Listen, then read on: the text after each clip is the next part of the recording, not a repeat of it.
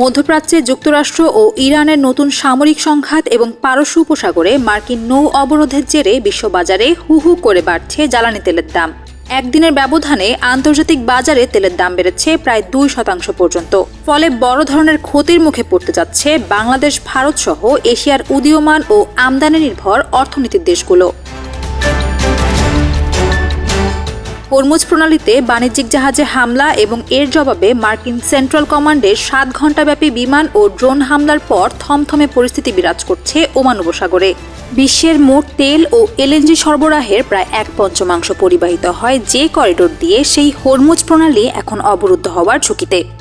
এভাবেই কোটি কোটি মানুষের ঘরে দেশ জুড়ে ফ্রিজ একটাই, ওয়ালটন। বিশেষজ্ঞদের শঙ্কা, এই উত্তেজনা বজায় থাকলে অচিরে তেলের দাম ব্যারেল প্রতি $100 পর্যন্ত ছাড়িয়ে যাবে।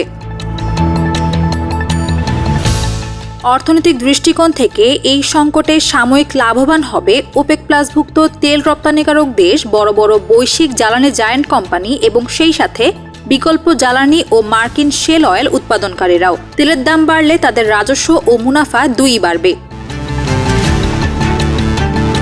তবে এর বিপরীতে বড় ধরনের ক্ষতির মুখে পড়বে বাংলাদেশ, ভারত সহ এশিয়ার আমদানি নির্ভর দেশগুলো। জ্বালানি আমদানিতে অতিরিক্ত ডলার খরচের ফলে বৈশ্বিক মুদ্রা রিজার্ভের ওপর তীব্র চাপ সৃষ্টি হবে, যার সরাসরি প্রভাব পড়বে স্থানীয় বাজারে পরিবহন খরচ বৃদ্ধি, বিদ্যুৎ সংকট এবং নিত্য প্রয়োজনীয় পণ্যের দাম বেড়ে গিয়ে সাধারণ মানুষের ওপর মূল্যস্ফীতির বোঝা আরও ভারী হবে। মূলত দুই পরাশক্তির ভূ রাজনৈতিক লড়াইয়ের চূড়ান্ত খেসারত দিতে হবে বিশ্বভোক্তাদেরই।